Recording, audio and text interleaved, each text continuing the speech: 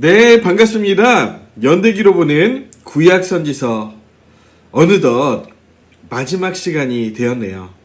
제17강 말라기 구약성경의 마지막 책이자 또 선지서 중에서도 마지막 선지자였던 이 말라기 살펴보면서 우리가 하나님의 마음을 깨닫고 하나님의 사랑이 어떠한지를 발견할 수 있는 귀한 시간 되었으면 좋겠습니다.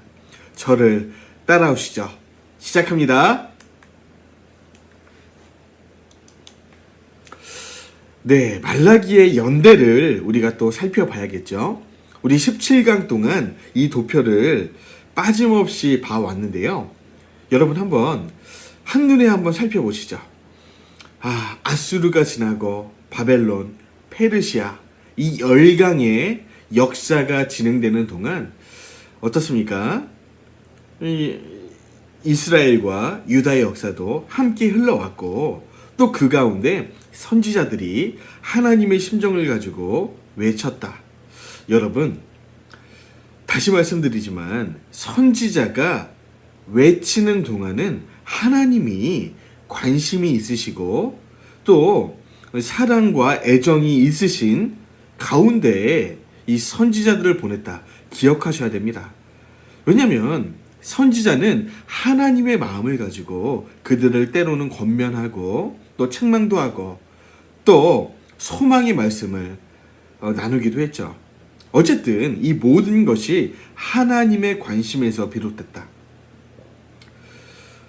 잘 되고 있을 때는 칭찬해 주시고 잘 안 되고 있을 때는 책망하시고 또 책망과 징계 후에 돌이킨다면 또 돌이킨 자들에 대한 이 소망도 기록했던 이 선지자들의 이 역사들, 지난 17강, 지난 16강이 주마등처럼 흘러가셨을 거라 생각이 됩니다. 요나, 아모스, 호세아 쭉 흘러서 연대기 가운데 그 시대마다 하나님이 말씀하시고 외쳤던 그 이야기들. 그래서 우리 지난 시간에는 학계 스가랴까지 보게 되었고요. 자, 말라기가 어디 있습니까?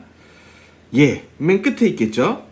때는 페르시아 시대, 그리고 포로 기한, 3차 포로 기한도 지난 후에, 그러니까 무슨 얘기냐면 느헤미야, 3차 포로 기한의 지도자였던 느헤미야까지 세상을 떠난 후, 그러니까 BC 444년에서 BC 400년 이 어간에 아마도 기록되었을 것이다. 이 연대를 기억하시고 우리 말라기서를 한번 살펴보시죠. 자, 말라기는 에스라와 느헤미야 뒤에 나타났던 구약의 마지막 예언자였습니다. 구약의 마지막 책이기도 하죠. 그러니까 약 BC 400년경 이 포로 기한의 지도자들, 1차 포로 스룹바벨 대제사장 여호수아, 2차 포로 기한 에스라, 3차 포로 기한 느헤미야, 이런 민족의 지도자들이 다 세상을 떠나고 그런 때 하나님이 보내신 선지자였다는 것이죠. 에스라와 느헤미야가 세상을 떠난 후에는 이스라엘 백성들이 하나님을 섬기지 않고 형식주의에 빠져 있었습니다. 이게 무슨 얘기냐면 더 정확히 말하면 하나님을 섬기기는 했죠. 오늘날로 말하면 교회는 나왔습니다. 그리고 11조도 하긴 했어요. 그리고 이렇게 어떤 신앙 행위, 종교 행위를 멈추지는 않았습니다. 그런데 문제는 뭐예요? 이런 형식은 있었는데 그 가운데 하나님이 진짜 원하고 바라셨던 하나님을 사랑하는 것이 없었다. 자, 3번. 하나님을 섬기는 것이 그들은 범패할 수 없다고 생각했습니다. 하나님을 섬기는 것이 헛되다고 생각했어요. 하나님께 드리는 제물에 정성도 존경도 사랑도 없었습니다. 이스라엘 백성들이 11조를 다 도적질하였고 첫 열매를 하나님께 드리지도 않았습니다. 그러니까 예물을 드리긴 했는데 저는 것, 병든 것, 뭐 이런 것들을 하나님 받으시라고 예물을 가져오긴 했다는 거예요. 그런데 정작 뭐 11조를 하지도 않았고 소산의 첫 열매를 하나님께 드리라는 이 율법의 계명도 지키지 않았습니다. 그러니까 이 형식주의, 그러니까 하기는 했는데 율법대로 하는 것도 아니고 딱 정확히 말하면 하나님께 또 벌을 받을까봐 무서워서 억지로 이 신앙생활을 영위해 갔다는 거죠. 그러니까 이어는 갔는데 그 가운데 하나님을 사랑함도 없고 하나님을 잘 섬기고자 하는 어떤 존경과 뭐 그러한 이 마음의 중심들이 다 떠나 있었다는 겁니다. 여러분 생각해 보십시오. 왜? 아니 그럴 거면 아예 때려치든가 하기는 하는데 왜 이렇게 하나님을 예배했는가? 이스라엘 마음 가운데 이렇게라도 안 하면 어떤 두려움이 있던 거죠? 또 하나님이 열강을 들어서 또 포로 잡히게 할까? 그 역사의 이 반복이 두려워서 그들은 이러한 예배들을 그들은 드리고 있었다는 겁니다. 그리고 이렇게 하면서도 이스라엘 사람들의 불경과 불신앙에 대하여 그러니까 다시 말해서 이스라엘 사람들의 불경과 불신앙에 대하여 그러니까 하나님 지적을 하셨겠죠. 뭐 여러 통로를 통해서 그리고 이 시간 말라기를 통해서 말씀하셨으나 이스라엘은 회개하지 않고 이따 보겠지만 도리어 하나님이 말라기를 통해서 나의 사자란 뜻, 말라기란 뜻은 나의 사자라는 뜻입니다. 그래서 이 말라기는 진짜 선지자, 사람이었을 가능성도 있고 그렇지 않을 가능성도 있다. 그러니까 나의 사자라는 뜻의 이 선지자인데 이 말라기는 이 구약의 어떤 이름도 이 말라기라는 이름을 가진 사람이 없었습니다. 그러니까 아마도 실존했던 인물일 수도 있고 그렇지 않았을 수도 있다. 뭐 그렇게 보는 학자들의 의견이 있었습니다. 어찌됐든 하나님이 이런 신앙 행태들을 보시고 안 되겠다. 하나하나 지적을 해가시는데 도리어 이스라엘 사람들은 어떻게 했다고요? 회개하지 않고 귀담아 듣지 않고 오히려 하나님을 대적하고 막 변명하고 막 이렇게 대들었다는 거예요. 그래서 9번 보시죠. 하나님께서는 이스라엘 사람들의 마음이 완악한 것과 완악한 말로 하나님의 마음을 아프게 한 것을 말씀하셨으나 이스라엘은 들으려 하지 않았고요. 결론은 이 말라기의 결론은요. 마침내 하나님께서는 언젠가 엘리야를 보내실 것을 말씀하시고 대화를 끝내십니다. 그리고 여러분 약 BC 400년경에 이 말라기서가 쓰여졌다고 하면 세례 요한이 등장하기까지 그러니까 신약 시대가 돌입하기까지 약 400년 동안 하나님께서는 어떤 선지자도 보내지 않으시고 어떤 말씀도 하시지 않았습니다. 그러니까 완전히 이스라엘과 대화가 단절된 채로 400년이 흘러간 거죠. 여러분 누구와 싸운 다음에 말도 하기 싫다 이러면은 우리도 때로는 그렇게 하면 안 되지만 뭐 하루 동안 뭐 일주일 동안 뭐 얘기를 안 하는 경우가 있지 않습니까? 하나님도 똑같았다는 거예요.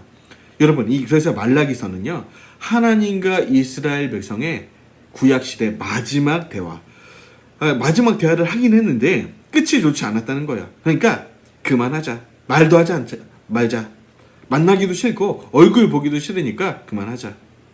다시 말해서 하나님과 이스라엘 백성의 이혼 도장이 찍어지는, 더 정확히 말하면 이혼은 뭐 끝장내자는 거니까 뭐 그것까지는 아니고 별거 하자는, 별거 도장을 찍는 그런 성경책이 말라기서가 되겠습니다. 그래서 여러분 이 말라기서의 시작은 이렇게 시작합니다. 우리 한번 말라기서 1장 가보시죠. 말라기서는 찾기가 쉽죠. 구약성경 마지막에 있으니까요. 말라기서 1장 1절을 다 같이 읽어보겠습니다. 여호와께서 말라기로 이스라엘에게 말씀하신 경고라. 여호와께서 가라사대 내가 너희를 사랑하였노라 하나 너희는 이르기를 주께서 어떻게 우리를 사랑하셨나이까 하는도다. 나 여호와가 말하노라. 에서는 야곱의 형이 아니냐. 그러나 내가 야곱을 사랑하였고. 그러니까 하나님이 아까 말씀드린 이스라엘 백성의 이런 완악한 행위들, 하나님을 사랑하지도 않고 형식주의에 빠져서 하나님을 멀리하고 하나님께 나오는 예배가 엉망이 되었던 이때에 경고하시면서 이렇게 마지막으로 권면하시는 그 시작점이 하나님이 말씀하시는 겁니다. 이런 거죠. 우리가 어떤 남녀가, 어떤 부부가 헤어지기 전에 뭐 때로는 이혼 도장, 별거 도장을 찍기 전에 마지막으로 한마디 해보자. 우리가 지금 이렇게 이 마지막까지 왔는데 한번 허심탄회하게 얘기해보자. 내가 남잔데 여보, 내가 그래도 당신을 사랑한 것만은 사실이었다. 내가 지금까지 여보를 사랑한 거 그것만은 사실이었다. 이렇게 서두를 던졌다는 거예요. 하나님도 똑같습니다. 이스라엘 백성과 이제 별거하시려고 합니다. 더 이상 참지 못하세요. 여러분, 하나님 입장에서도 해볼 걸 다 해보신 거죠. 이 구약 1000년의 시간 동안 뭐 때로는 달래도 보시고 징계도 해보시고 때리기도 해보시고 하나님 입장에서 이스라엘을 내 진짜 아내, 내 진짜 백성으로 삼아 보시려고 각고의 노력을 다 하셨습니다. 하나님의 마음에 그 중심에 사랑의 마음이 있으셨죠. 사랑하시니까 사랑하는 내 백성 이스라엘이 나를 향하고 나를 사랑하고 내 율례 계명을 지켜서 제사장 나라가 되게 하려는 그 마음이 있으셨다는 거예요. 그러니까 어떻게 이렇게 가진 노력을 다했는데 결론은 뭐예요? 지도자도 떠나고 포로 기한까지 해봤는데도, 포로까지 끌려가서 교육을 해봤는데도 여러분 이런 결과가 나오니까 하나님 입장에서 더 이상 못 참겠다는 겁니다. 그래서 너무나 안타까운 마음으로 이스라엘 백성들아, 내 사랑하는 아내야, 내가 너를 사랑한 것만은 사실이다 라고 말씀하셨다는 거죠. 그런데 이스라엘의 반응은 뭐였습니까? 이스라엘은 이렇게 반문합니다. 주께서 어떻게 우리를 사랑하셨나이까? 놀라운 대답이죠. 하나님은 아마도 잘못했습니다. 하나님이 이렇게 사랑하셔서 많은 일을 하셨고 또 포로까지 끌고 가셔서 교육까지 하셨는데 우리가 지금 이렇게 하나님의 마음을 아프게 했습니다. 죄송합니다. 이렇게라도 나올 줄 알았는데 이스라엘의 백성은 뭐라고요? 주님, 어떻게 우리를 사랑했습니까? 하나님은 나를 사랑했다고 하는데, 우리를 사랑했다고 하는데 나는요, 하나님이 사랑하신 그 모든 증거 나는 인정할 수 없어요. 하나님이 날 사랑하셨다는 사실을 이해할 수도 없고 느끼지도 못했습니다. 충격을 받으셨죠? 또 말씀하십니다. 아들은 아비를, 종은 그 주인을 공경하나니 내가 아비일진데 나를 공경함이 어디 있냐? 나를 공경하지 않고 어떻게 예배하느냐? 내가 주인인데, 너희의 주인인데 나를 두려워하고 공경함으로 나를 예배하느냐? 한번 얘기해봐라 하니까 이스라엘 사람들은 우리가 어떻게 주의 이름을 멸시했습니까? 이렇게 반문했다는 거예요. 더러운 떡을 하나님께 들여놓고도 우리가 어떻게 주를 더럽게 했어요? 하나님의 상을 경멸히 여기고 막 저는 것, 뭐 11조는 당연히 안 했고 예물을 가져 나오긴 하는데 저는 것, 뭐 그 재물 중에서도 가장 상태가 안 좋은 것 이런 걸 드리면서도 아이고 이런 거 얼마나 번배스럽냐, 가지고 나가기도 싫다 이러면서 예물을 드렸다는 거예요. 하나님께 돌아오라고 했더니 어떻게 돌아가면 돼요? 우리는 돌아갈 방법도 모르겠습니다. 지금까지 많이 해봤는데 이 돌아가는 것도 좀 힘듭니다. 여러분 11조를 안 하니까 이 당시에 레위인들이 먹고 살 길이 없었습니다. 그러니까 레위인들이 막 뿔뿔이 흩어져서 이 먹을 걸 찾아서 막 떠나는 그런 시점에 또 와 있었던 이 상황 속에서 그러니까 11조를 안 하니까 이 뭐 예배고 뭐고 뭐 예배를 집례할 레위인이 다 도망가 버리고 제 먹고 살길 떠나니까 예배도 엉망이 됐고 그러니까 너희가 하나님의 것을 도적질 했다 하니까 우리가 어떻게 주의 것을 도적질 했나이까? 완악한 말로 하나님을 대적하고도 우리가 무슨 말로 주를 대적하였나이까? 막 이러면서 하나님과 티격태격 막 말다툼을 하고 싸우기 시작했다는 겁니다. 그러니까 하나님 결론이 뭐예요? 아이고 안 되겠다. 더 이상 너희와 대화할 수 없고 이런 대답에 대답하기도 싫고 더 이상 너희와 한 자리 있을 수가 없겠다. 그러니까 내 종 엘리야를 보낼 때가 오는데 그때까지는 너희와 대화도 안 하고 이 관계를 끝장내 버리겠다 선포하시고 하늘로 도망가 버리셨다는 겁니다. 너희를 사랑했다. 어떻게 우리를 사랑했어요? 언제 우리를 사랑했어요? 증거를 한번 보여주세요. 그럴 수 있어요. 여러분 한번 생각해 보십시오. 하나님이 이스라엘을 사랑한 것은 사실이죠. 맞습니까? 그럼요. 구약 전체가 하나님이 이스라엘을 사랑한 이야기입니다. 사랑해서 이렇게 두꺼운 구약 성경책이 생기기도 했고 하나님이 이스라엘 백성을 너무 사랑하니까 여러분 지금까지 우리가 본 게 뭡니까? 연대기로 보는 구약 선지서 수많은 선지서들 여러분 이 성경에 기록된 선지자들뿐만 아니라 이 비문서 선지자 그러니까 기록되지 않은 선지자들 너무 많았어요. 수많은 선지자들을 보내서 나에게로 돌아오게 하려고 하나님 얼마나 애쓰셨습니까? 여러분 그러니까 하나님 우리에게 아직까지 관심이 있으시다는 증거는 우리 곁에 교회가 있고요. 말씀을 전해줄 사역자가 있다는 것. 말씀을 전해줄 공동체가 있다는 것. 그거는요. 아직까지 나를 사랑하시는 증거가 확실합니다. 여러분 하나님이 버린 자녀들은요. 아예 관심조차 없으세요. 그냥 버려버리십니다. 뭐 알아서 잘 살아.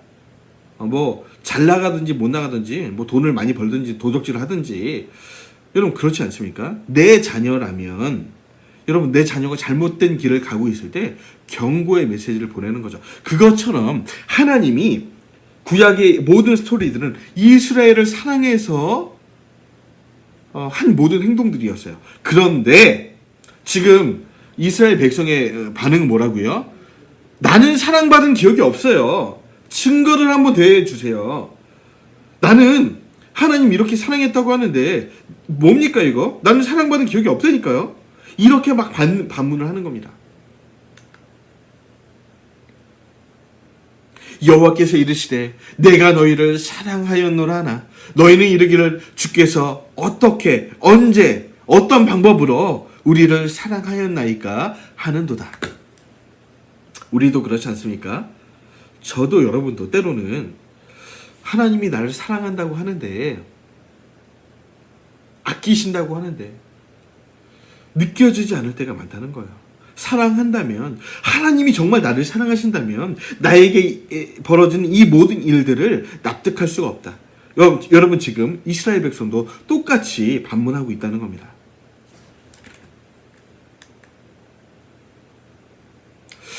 여러분 이때 하나님이 충격을 받으십니다.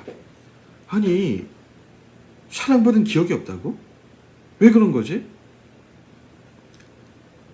하나님도 누군가를 사랑하고 그 사랑하는 대상에게 사랑을 받는다는 것이 쉬운 일이 아니었다는 겁니다. 여러분 그렇지 않습니까? 우리도 그렇잖아요. 내 배로 난 내 자녀들도 내가 정말 사랑하죠. 부모님이 얼마나 자녀를 사랑합니까? 그런데 그 자녀의 사랑을 받는 것은 그렇게 쉬운 일이 아니라는 겁니다. 좋은 아빠, 엄마가 돼서 그 자녀들에게 존경을 받고 사랑을 받는 일이 그렇게 쉬운 일이 아니라는 거예요. 여러분 생각해 보십시오. 하나님이 이스라엘을 사랑한 건 맞는데 사랑의 방법이 뭐였습니까?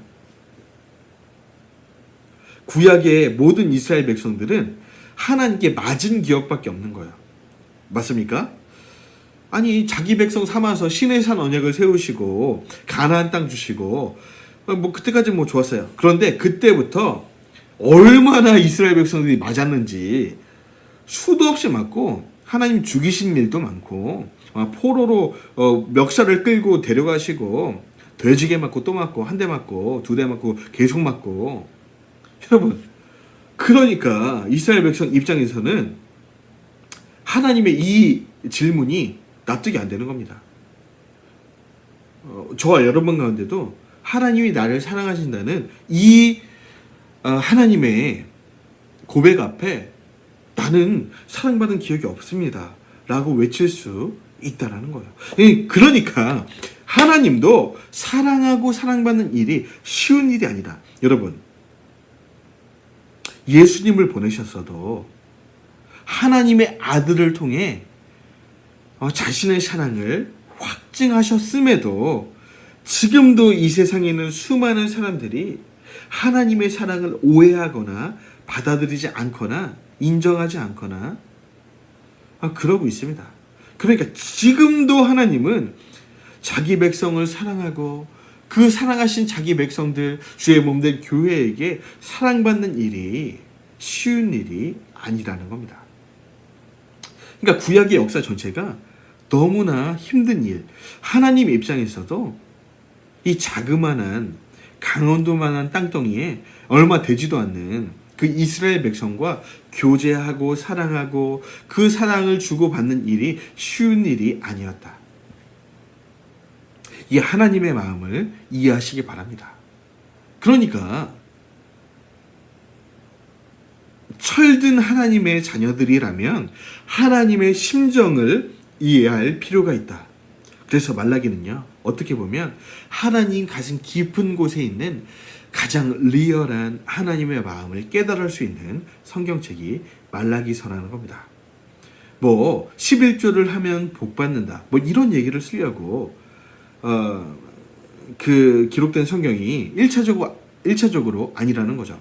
왜 11조 얘기가 말라기서에 나오냐면 그 당시에 아까 말씀드렸지만 이스라엘 백성들이 하나님을 사랑하지도 않고 매화질까봐 형식주의적으로 예물을 들고 나오니까 11조는 안 한 거예요. 일단 기본적으로. 그러니까 레위인들이 막 제살 길 떠나서 막 찾아가니까 먹고 살 길 찾아서 흩어지니까 예배가 아주 그냥 끝장난 거죠. 그러니까 이걸 지적하는 가운데 11조 얘기를 하나님 잠깐 하는 겁니다. 그래서 말라기서는 그러니까 이 하나님의 사랑과 이스라엘 백성의 사랑, 이 사랑이 어떻게 끝이 났는지를 설명하는 이 구약 성경의 가장 마음 아픈 이야기가 담긴 성경책이다. 그렇게 이해하시면 되겠습니다. 그래서요, 여러분, 하나님이 이 대답을 들으시고 나는 사랑받은 기억이 없는데요, 하나님. 이러한 이스라엘 백성들의 대답을 들으시고 400년 동안 침묵하십니다. 그리고 고민하시죠. 내가 어떻게 하면 너희를 사랑했다는 사실을 알 수 있을까? 어떻게 하면 내가 너희를 이렇게 사랑했다는 그 사실을 너희가 받아들일 수 있을까? 고민하십니다. 그리고 침묵을 깨고 세례 요한이 오고 이 세례 요한이 외친 메시지가 무엇입니까? 회개하라. 천국, 하나님의 나라가 가까이 왔느니라. 하나님의 나라는요, 사랑의 나라인데요. 그 사랑은 하나님이 보내신 예수 그리스도 독생자를 통해서 이루어지는 나라. 그러니까 하나님의 나라는 사랑의 나라인데 이 사랑의 나라는 하나님 자신이 십자가에 못 박힘으로써 완성되는 나라였어요. 그래서요, 내가 너희를 이렇게 사랑하는데 내 독생자 외아들을 십자가에 못 박고 너희를 살릴 정도로 사랑했다. 그러니까 정확히 말할게. 내 아들보다, 내 독생자 외아들보다 너희를 더 사랑한다.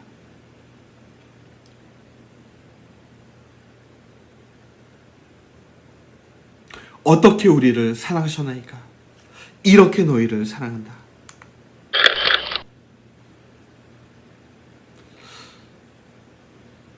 여러분, 하나님이 우리를 사랑한다는 증거가 무엇입니까? 많은 사람들이 하나님이 나를 사랑하신다면 나의 이런저런 소원들을 들어주신다. 혹은 내 육체의 병을 고쳐주신다. 혹은 내 직장의 취업이 잘 되게 하신다. 내가 사랑하는 여자, 남자와 결혼하게 하신다. 이 사랑의 증거를 어떠한 일들, 결과, 어떤 일을 시도했는데 결과가 이렇게 나왔다. 이런 것으로 단정하려고 합니다. 그런 것들이 잘 되면 하나님 날 사랑하시는 거고, 그런 것이 없으면 하나님이 날 사랑하시지 않는 거다. 이런 생각들을 한다는 거죠. 그런데 하나님이 우리를 사랑했다는 그 증거는 단 한 가지입니다. 나머지 증거들은 다 부타적인 거예요. 그렇게 중요한 게 아닙니다. 하나님이 사랑하시면서도 때로 우리에게 병이 걸릴 수 있어요. 하나님이 우리를 사랑하시지만 자녀를 못 낳을 수도 있습니다. 하나님이 우리를 사랑하시지만 나는 부모가 없는 고아로 태어날 수도 있어요. 하나님이 날 사랑하시지만 장애인으로 태어날 수도 있습니다. 하나님이 날 사랑하시지만 나에게 원치 않는 일들이, 때로는 이스라엘 백성들이 외치는 그 외침, 하나님 나를 언제 사랑하셨습니까? 어떻게 사랑하셨습니까? 그렇게 외치고 싶은 일들이 내 가슴 깊은 곳에 터져나올 때가 있다라는 거예요. 그래서 우리가 때로는 하나님의 사랑을 의심할 때가 있다는 겁니다. 그때마다 하나님은 말씀하시는 거죠. 십자가를 봐라. 예수님을 봐라. 내 아들 독생자를 봐라. 내 독생자 외아들을 저주받은 십자가에 달리게 하고 무덤에까지 가게 했다가 다시 살아나게 한 이 사랑, 내 아들을 봐라. 그때마다 우리 하나님은요, 십자가를 높이 드실 거예요. 그리고 우리를 향한 자신의 사랑을 확증하셨습니다.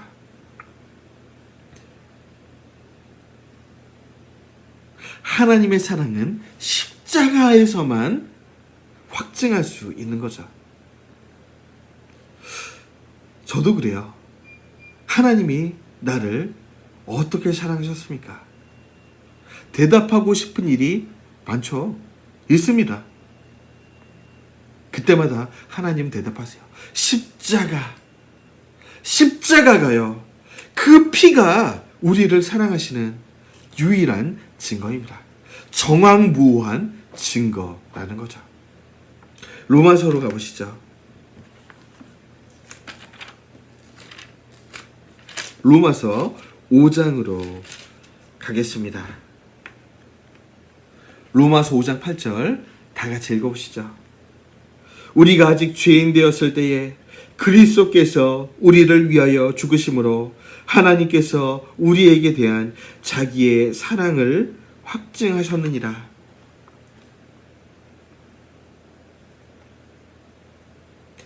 어떻게 사랑하셨습니까? 요한복음 3장 16절로 가보시죠. 요한복음 3장 16절은 이렇게 말씀합니다. 하나님이 세상을 이처럼 사랑하사 독생자를 주셨으니 이는 저를 믿는 자마다 멸망치 않고 영생을 얻게 하려 하심이니라. 하나님이 세상을 이처럼 사랑하사, 하나님이 너희를 이처럼 사랑하사 독생자를 주었다. 독생자가 너희를 사랑한 증거다.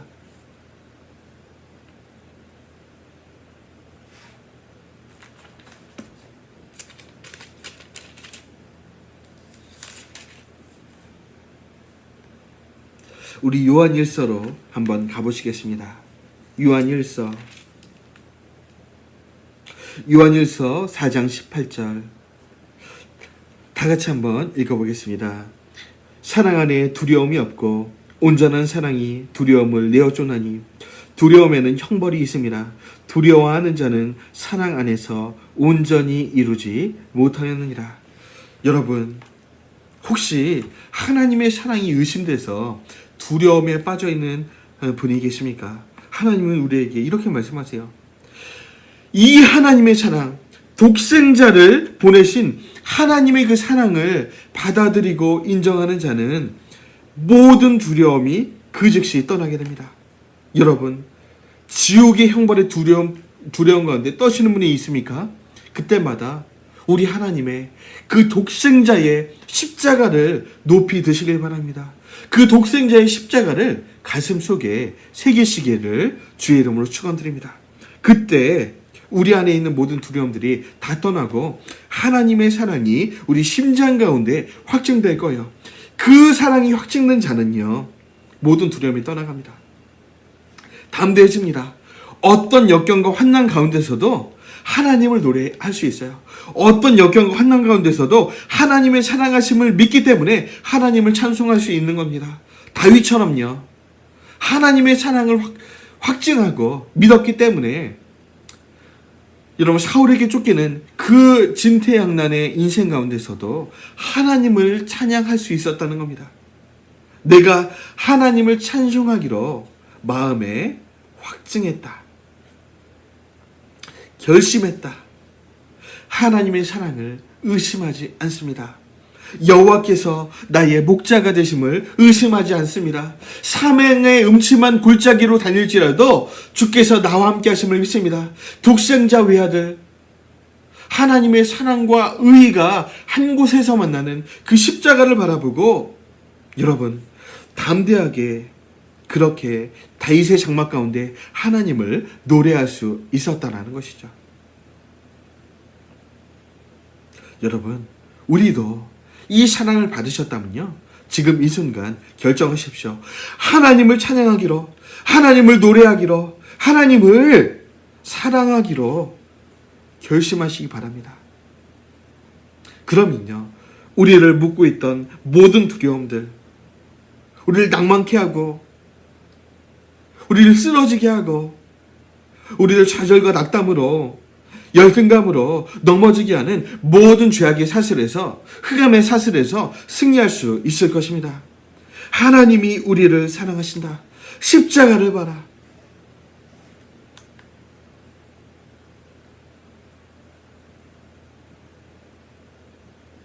내가 너희를 이렇게 사랑했다. 내가 너희를 사랑하노라. 하나님이 이 대답을 들고 그 신구약 중간자 400년을 깨시고 나타나신 것이죠.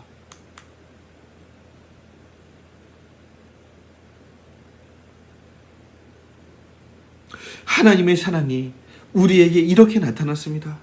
하나님이 자기의 독생자를 세상에, 아니요, 나에게, 세상과 그 안에 있는 나에게 보내심은 저로 말미암아 우리를 살리시려고 우리를, 독생자를 보내셨다는 거죠.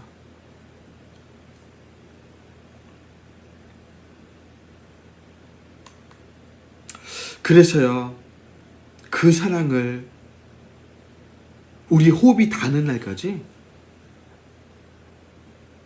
노래하시길 바랍니다. 내가 넘어질 때도, 내가 쓰러질 때도 끝까지 나와 함께 하시는 그 주님을 붙들 수 있는 건요, 나를 향한 사랑의 확증이 십자가를 통해 나타났기 때문입니다. 이 성경 말씀은 세상 끝날까지 변함이 없이 선포할 거예요. 내가 너를 사랑하노라. 내가 너를 사랑하노라. 여러분, 그래서요, 하나님의 사랑은요,